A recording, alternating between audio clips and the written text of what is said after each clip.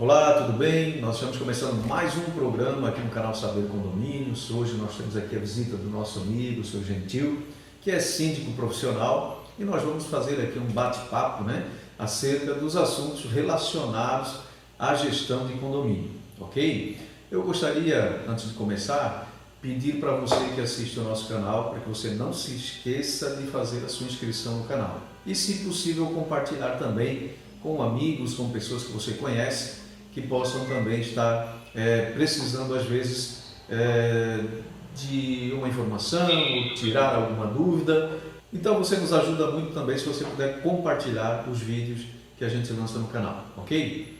Vamos lá então, aqui com o seu Gentil, que está aqui conosco hoje, nos dá a honra da sua visita, Fizemos um convite, aí ele prontamente aceitou estar aqui conosco hoje e nós vamos conversar um pouquinho sobre essa gestão condominial feita pela pessoa do síndico, Gostaria que o senhor também cumprimentasse aí, as pessoas que nos acompanham no canal, e quero já agradecer aí a sua presença, seu Gentil. Muito obrigado. Bom dia a todos que assistir esse vídeo.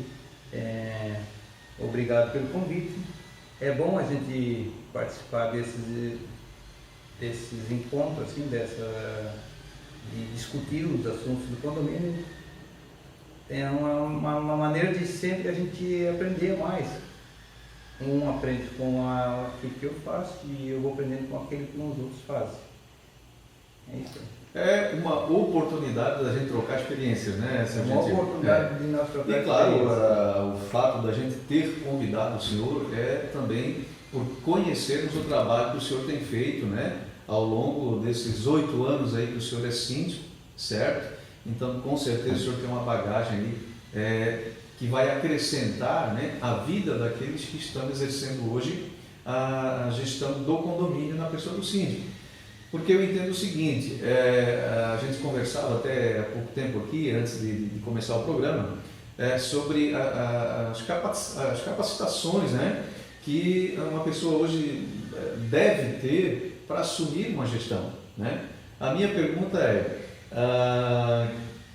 quando o senhor ainda não era síndico, era apenas o condômino, qual era a sua visão em relação ao trabalho do síndico? Porque a gente sempre tem aquele antes e o depois, Eu, particularmente, também passei por isso. Comecei a morar em condomínios, Depois me tornei síndico também, e a gente realmente, a gente percebe que essa inversão, de lugares, ela traz uma outra visão, um outro olhar sobre a pessoa do síndico, Não sei se o senhor compartilha desse pensamento. Eu vou contar um pouco da minha história de síndico, o que era ser síndico. Na verdade, eu cheguei em 2014 nesse prédio, eu tinha um apartamento ali e vim morar só em 2014. E no momento que eu cheguei, não tinha síndico, porque a síndica que morava lá tinha saído. Certo. E aí eu cheguei em maio mesmo teve reunião e teve uma eleição para uma síndica, para síndico. Chegou bem no momento da assembleia. Isso, eu só apreciei porque eu não sabia o que era um prédio, o que era ser síndico, e o negócio lá estava meio bagunçado e a pessoa que era síndica saiu, e a gente elegeu uma síndica que ficou 2 anos. Certo. E aí no primeiro ano ela já queria que eu fosse síndico, mas o primeiro ano de mandato dela, aí eu disse que eu não podia ser síndico porque eu não sabia nem o que era um prédio e o que era ser síndico, o que era a função de síndico. Sim. Era algo desconhecido? Era algo desconhecido. Sim. Mas durante esse período que ela ficou síndica, eu, como era aposentado, estava ali e gosto de ter conhecimento das coisas, eu comecei a acompanhar. Eu era o braço direito dela, não era subsíndico, mas era o braço direito dela. E eu fiz muita coisa, comecei a conhecer. Nesses 2 anos eu conheci o prédio. Aí quando chegou nessa segunda eleição, aí eles quiseram que eu fosse o síndico, eu disse, tá bom, vou pegar, porque agora conheço um pouco do prédio. Já se sentiu um pouco mais preparado, mais né? preparado. Conheceu a rotina, conhecer a rotina e até o prédio a gente não conhecia, não tem conhecimento de o que é cada coisa e comecei a acompanhar ali e vi, nossa, e agora eu já posso pegar. E aí peguei a primeira e aí estou agora 8 anos. Mas não sou profissional, eu não sou síndico profissional, Sim. Porque eu não fiz curso. O que eu tenho é só mesmo prática e experiência. Seu Gentil, a gente observa que na maioria dos casos, né, como a gente já tem até conversado, a maioria hoje dos síndicos, em um dado momento, eles começaram realmente sem nenhuma experiência, né, e entraram num campo totalmente desconhecido, né. Eu me refiro ao fato de que quando você é só condômino, né, então você tem uma rotina diária da sua vida pessoal, então você sai de manhã, volta ao meio-dia, né, volta depois para um almoço, enfim, muitos nem voltam, e volta no final do dia, e a visão que você tem talvez, né, olhando só como condômino para o condomínio, é que é tudo muito simples, né, e que são poucos os problemas que acontecem, porque a pessoa ela acaba não participando daquela rotina de uma forma mais integral, ela participa de alguns flashes de acontecimentos, aonde às vezes até ela emite a sua opinião e tal, mas sem conhecer muitas vezes o contexto do fato em si. Então, eu fiz essa pergunta para o senhor porque eu entendo realmente que a nossa história é um pouco parecida também. Eu também, quando mudei, recentemente teve a assembleia, acabei pegando e totalmente sem preparo, na época, sem conhecimento. Mas quando a gente faz essa troca de lugar, né, que a gente passa para o outro lado da mesa, a gente acaba realmente entendendo o que é ser síndico, né, que não é apenas uma troca de lâmpada, não é apenas um interfone que não funciona, mas existe toda aquela implicação também em relação a um Código Civil, por exemplo, né, que regulamenta, né, as decisões, que norteia, né, o que você pode fazer, o que você não pode, dentro da legalidade, né, observando a legalidade dos fatos, enfim, as leis que regem, né, as atitudes que devem ser tomadas em relação ao problema acontecido, né.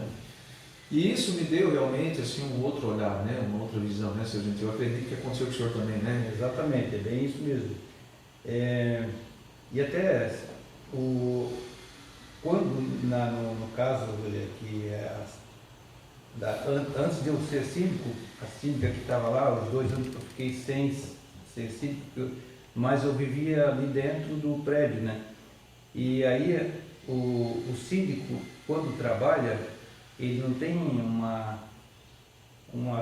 um tempo para se dedicar mais, uma disponibilidade de ver os problemas, de acompanhar os problemas. Sim. E às vezes tem pessoas que ficam cobrando talvez, mas ele também não tem a culpa, o síndico, de não resolver o problema quando ele trabalha, porque ele tem que dar primeiro, ele tem que pensar na vida dele, ele não pode se dedicar a 2 trabalhos no mesmo tempo, entendeu? Porque fica meio puxado para pessoas, né?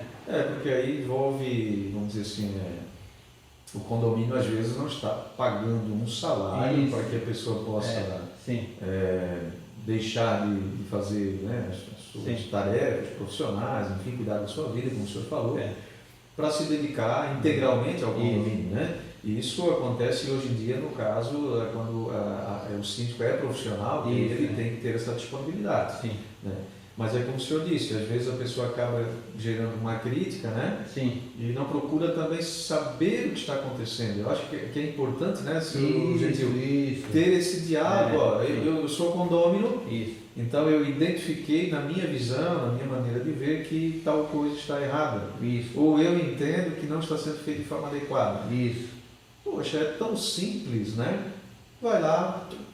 Seu Gentil, eu queria saber, né, de tal situação que está acontecendo aqui, está sendo tomada alguma providência, o senhor poderia me explicar melhor como está acontecendo? Então eu acho que antes de gerar uma crítica, né, procurar saber o que está acontecendo, porque às vezes já está sendo tomada uma providência, mas a pessoa por não ter essa atitude de procurar entender a situação, ou ter conhecimento da situação, né?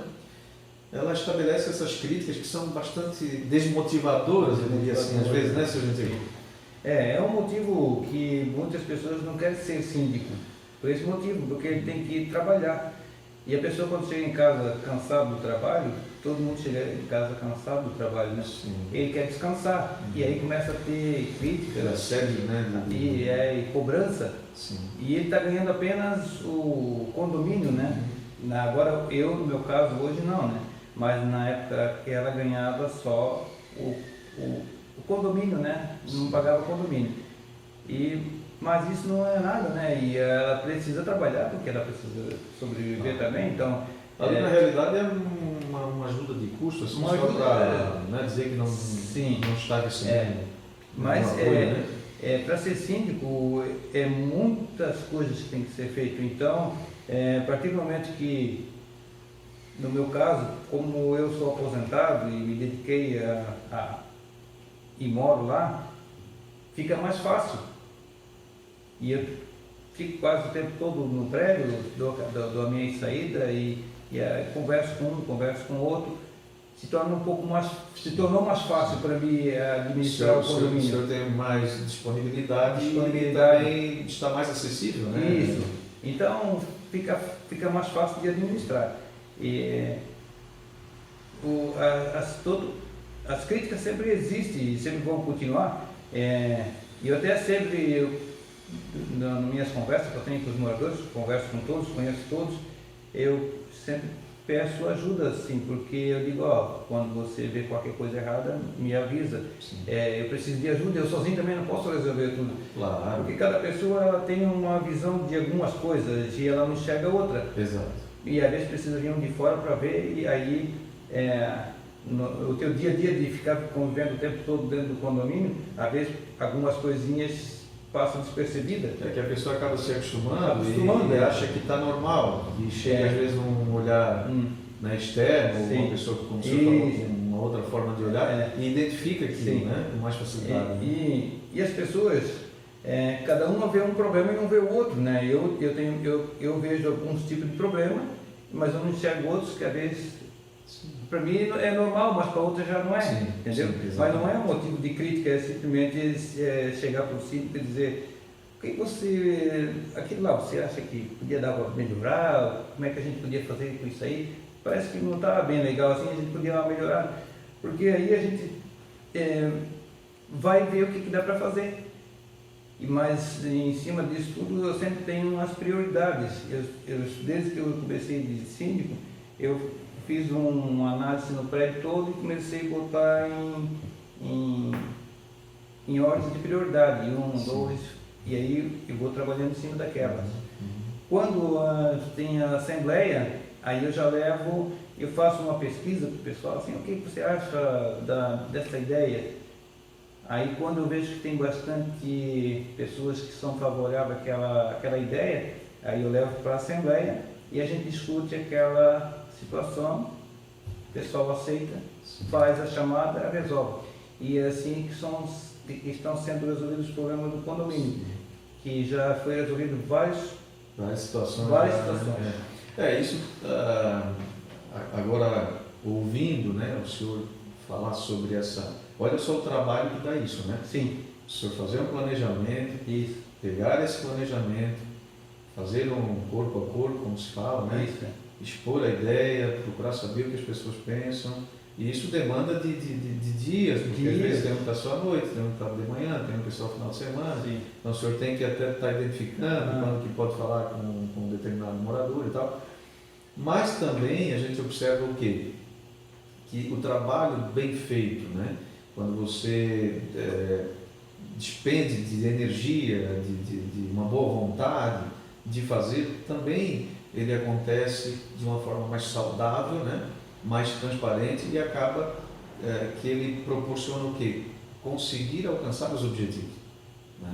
Porque às vezes não se aprova muita coisa em assembleia, a gente percebe, pela desinformação, né?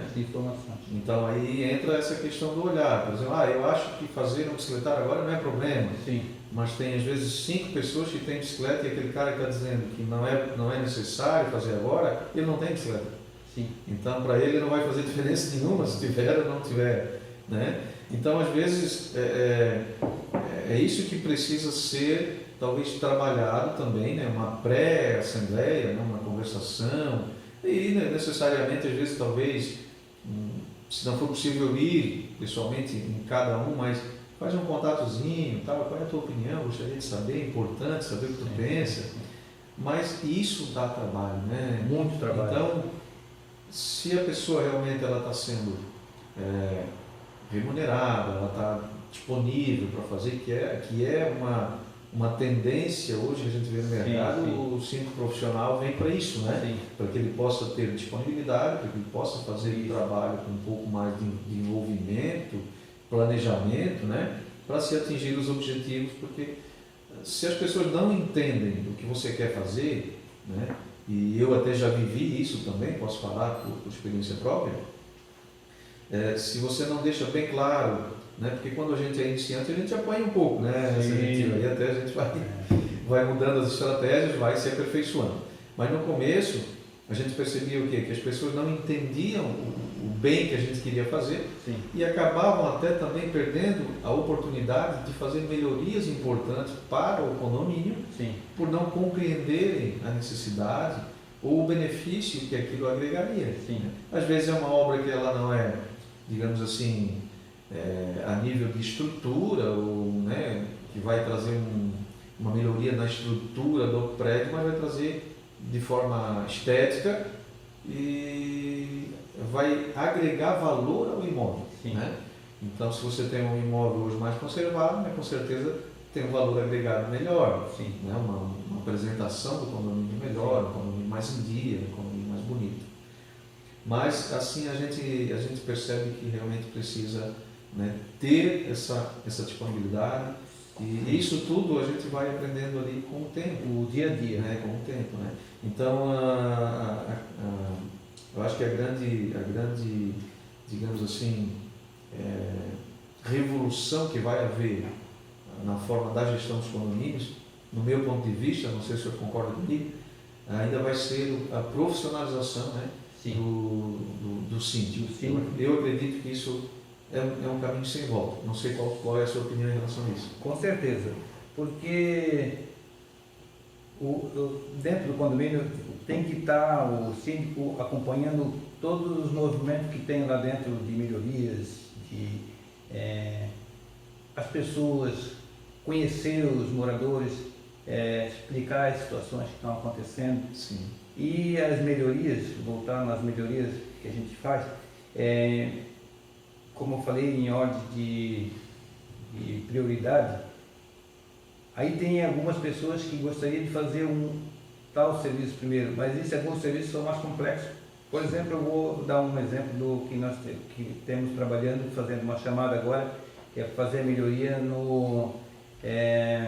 nas sacadas. Lá dentro tem ar-condicionado na sacada, não tinha ralo, tem que instalar ralo. Então, para fazer um trabalho desse, tem que analisar tudo que tem que fazer antes de dar o começo, porque para não deixar um serviço incompleto, entendeu? Sim. Porque eu vou botar vidro, porque o nosso lá está com os vidros com problema, né? Trocar os vidros lá. Uhum. Então, trocar os vidros, mas se fosse só para trocar os vidros seria fácil, mas tem outras melhorias que, incluindo junto, ela vai se tornar com custo baixo, porque já está tudo, a gente vai mexer uma vez só, para depois não ter que ficar voltando, refazendo os trabalhos. Sim. Então nós estamos pensando nessa área. Aí entra o planejamento. O planejamento.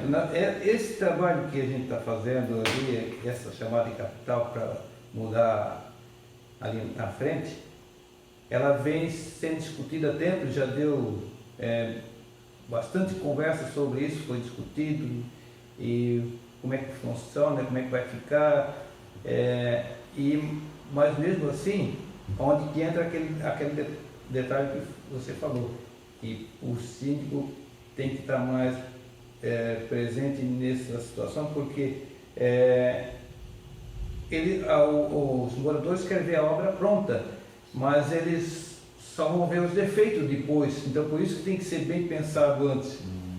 Porque as críticas vêm, depois se não ficar bem feito o trabalho, vai se gastar um valor alto para fazer um trabalho desse, um trabalho caro.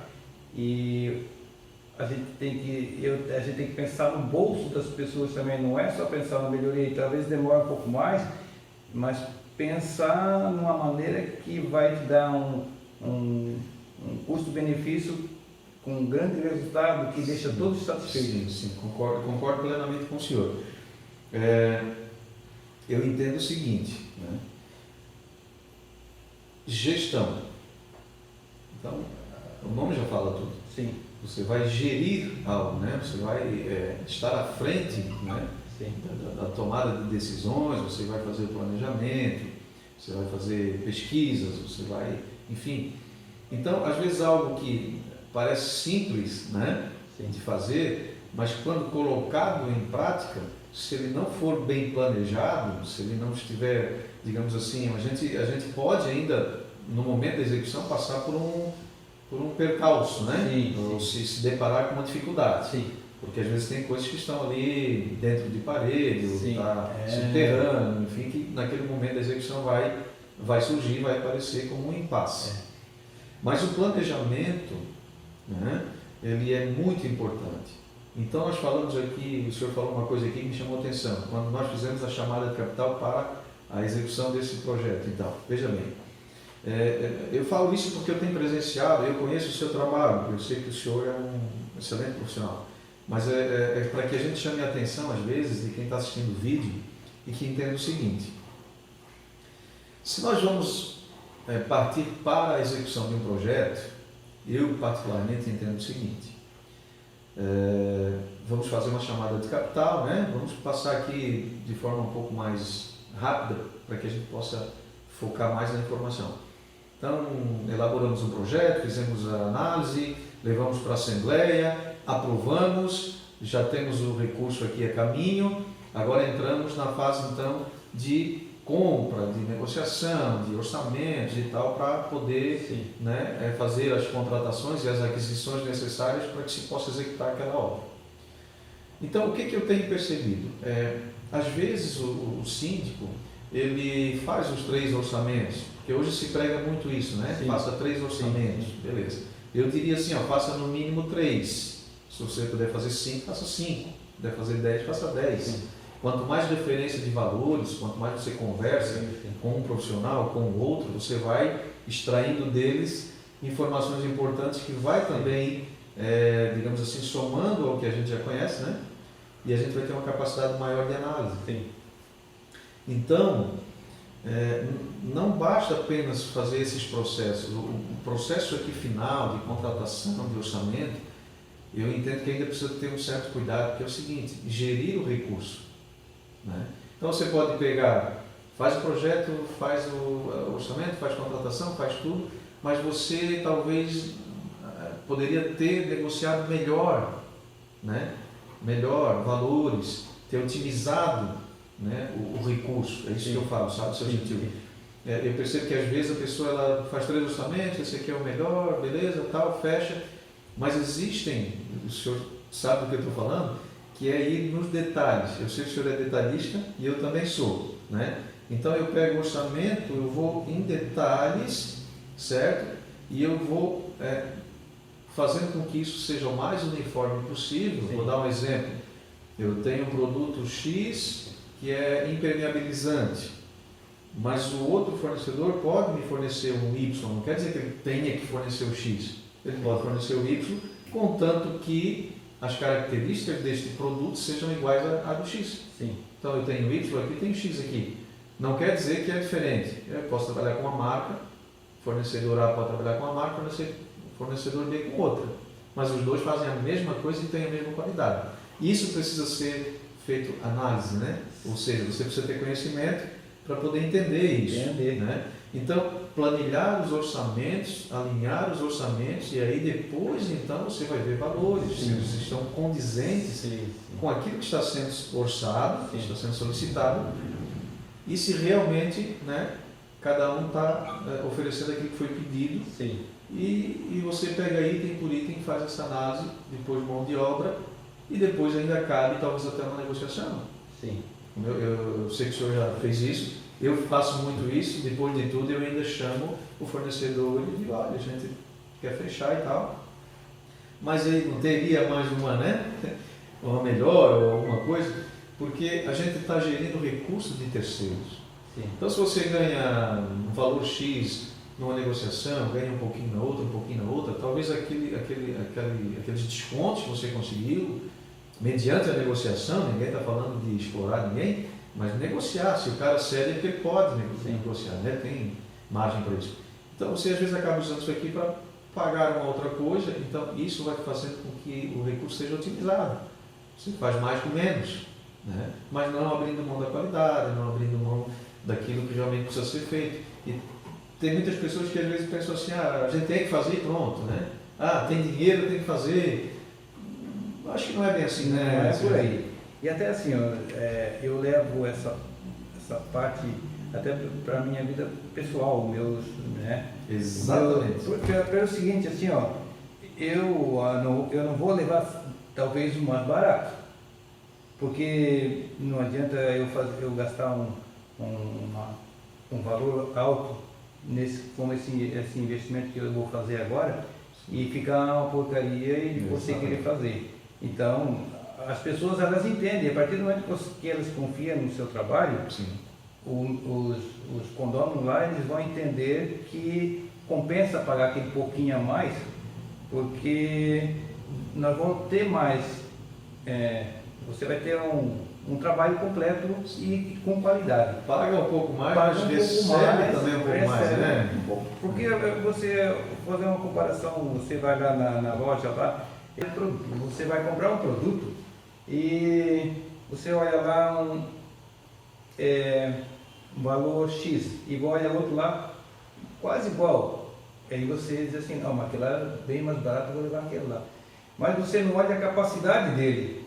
E aí você vai comprar um com menos potência, quando você chega em casa vai usar e não funciona, você vai ter que jogar fora. Sim. Assim funciona também dentro do condomínio, não é só escolher o mais barato, tem que olhar a potência dos produtos também para poder botar um produto com qualidade que vai funcionar, né? Para não ter problema com manutenção, porque depois começa a gastar com manutenção, porque não escolheu o produto certo. Sim.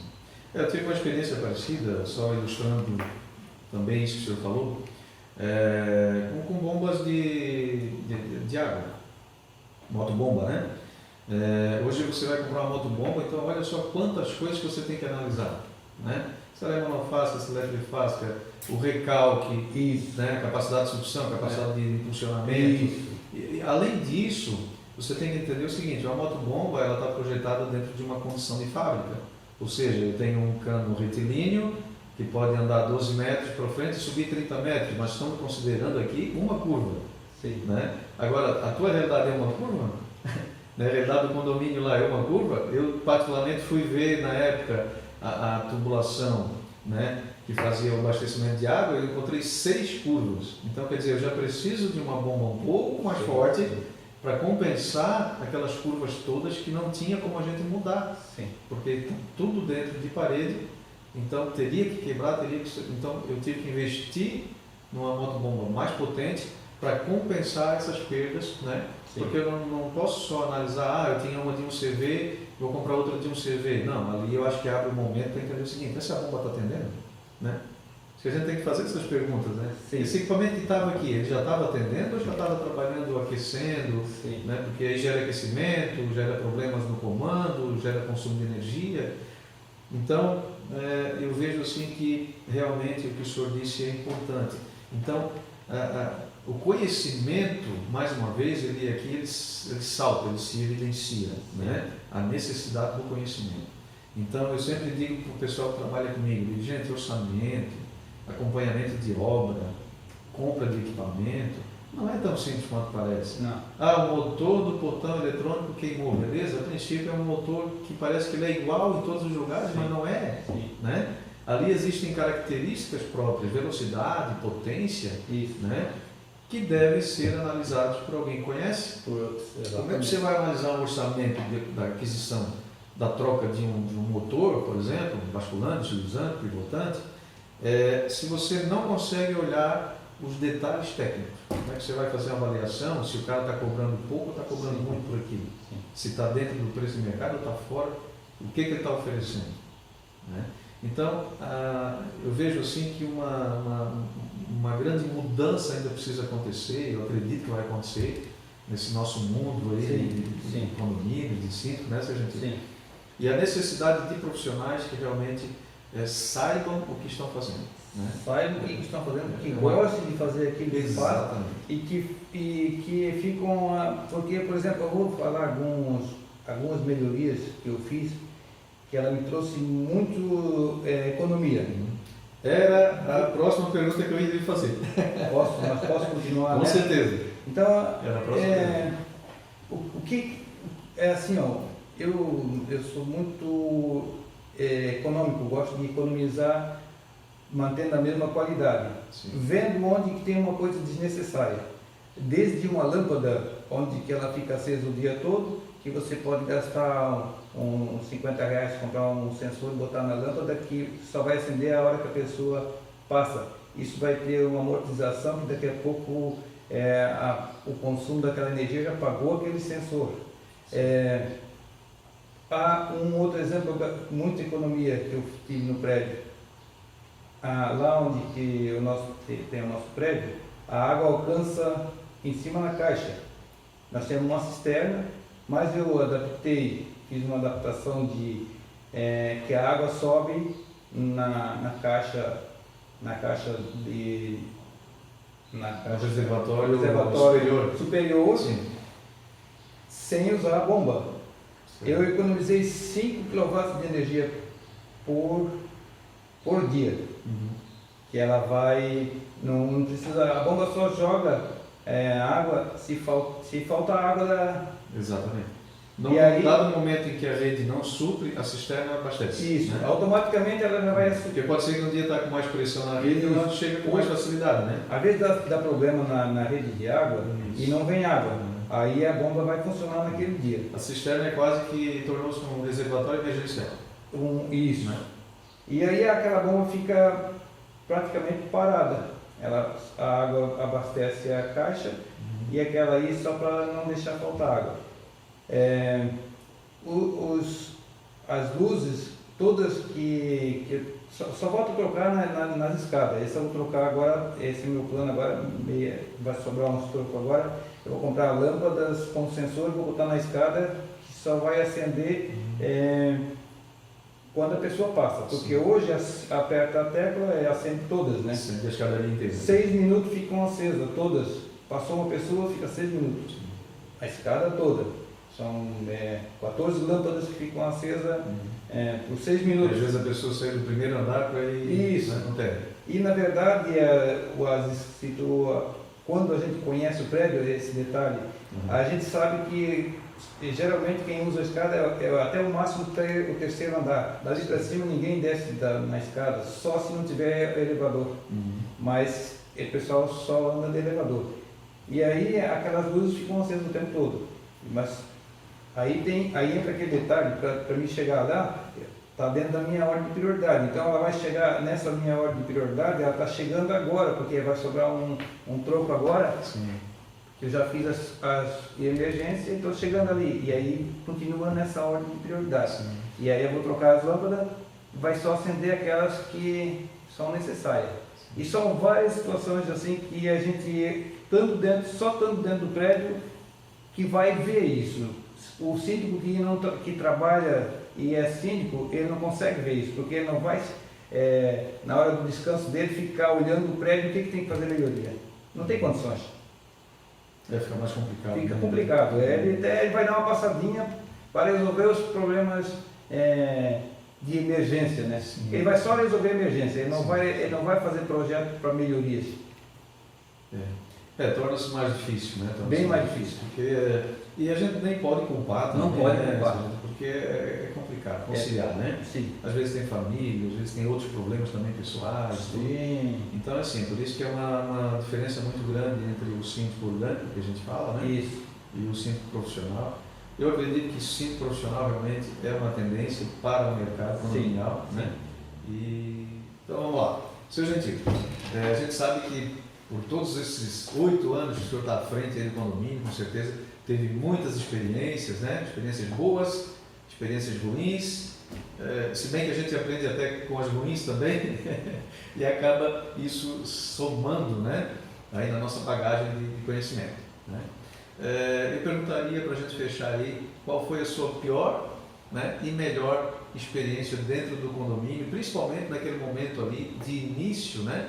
O senhor assumiu ali a gestão, qual foi ali naquele momento, os momentos assim que mais marcaram o senhor? A minha pior experiência foi eu assumir e já ter de cara um projeto aprovado da gestão anterior de melhoria do hall de entrada e do salão de festa e da fachada na frente. Que eu tive que pegar, não conhecendo ainda bem os moradores, e ter que desmembrar aquele projeto que era bem complexo e botar ele dentro da nossa realidade. Esse foi minha pior experiência. Já foi um desafio de início ali já, sim, né? Foi uma pauleira já. Sim, começo, sim, né? sim. A pressão. A pressão e aí pensar assim, eu vou ter que executar como é que o pessoal vai passar hall de entrada, entendeu? Começaram as preocupações. Final de semana, o hall de entrada fechado, passar pela garagem, sim, isso foi um pior desafio. Aí, o melhor foi ver esse tudo pronto, que hoje todos estão muito felizes de ver o hall de entrada, salão de festa, e que ficou uma maravilha, elogiado por várias pessoas. Isso é bacana, né? A gente realizar, né? Pegar algo ali, que a princípio é só uma ideia, é só um sonho, e transformar isso em realidade, né? Sim. Então, e ainda vai uma frasezinha que, quando eu coloquei o aviso no elevador, desceu um morador e falou para mim assim: tu és corajoso. Deu um friozinho na barriga. Deu um friozinho na barriga. Mas é bom. Bom, seu Gentil, eu quero agradecer aí, assim, imensamente, né, a sua disponibilidade de estar aqui hoje e a gente poder ter esse bate-papo muito agradável, né? E com certeza as pessoas que estão nos assistindo aí vão conhecer um pouquinho mais dos bastidores do síndico, né? Porque a maioria não tem esse envolvimento e acaba não conhecendo. É claro que quem é síndico, né, e se é síndico profissional, com certeza tudo que nós falamos aqui já faz parte da rotina dele, né? Então, mas é interessante a gente também descobrir que a gente não está sozinho, né? Que a gente não está sozinho. São experiências que eu digo assim, que ao longo dos anos vão somando, vão nos moldando e vão fazendo com que a gente, né, se torne cada vez melhor, né? Que a gente possa dar uma resposta mais positiva também para as pessoas, né? Sim, até a gente, como foi criado aqui mesmo e não faz tanto, a nossa cidade cresceu bastante, né? Cresceu meio rápido. Sim. E daí as pessoas não estão bem preparadas para esse crescimento que a cidade teve. Sim. Acostumado com os síndicos, talvez uma cidade grande que nem São Paulo já tem mais conhecimento, tudo, né? Nós aqui estamos aprendendo agora, estamos começando a engatinhar aí no caso. Exatamente. A gente está dando os primeiros passos na profissionalização do síndico, né? Mas temos bastante experiência boa já. Temos bastante, né? Bastante, com certeza. Bom, então fica aí o nosso agradecimento em nome do canal Saber Condomínios, né? Sim. E com certeza fica o convite aí para retornar assim que possível, para a gente conversar mais um pouco. Com certeza, tem muita coisa para conversar. Ok, obrigado. Bom, para você também que nos acompanha aí no canal, quero fazer o agradecimento também por você que compartilha, por você que nos prestigia, né? E a gente está também com o WhatsApp, tá? Vai estar aqui embaixo no vídeo, para você que quer tirar dúvidas, para você que necessita de uma informação de um especialista. Nós temos aí um quadro de profissionais à disposição para estar respondendo e tirando dúvidas em relação à gestão dos condomínios. Então fica aí o nosso muito obrigado e até o próximo vídeo.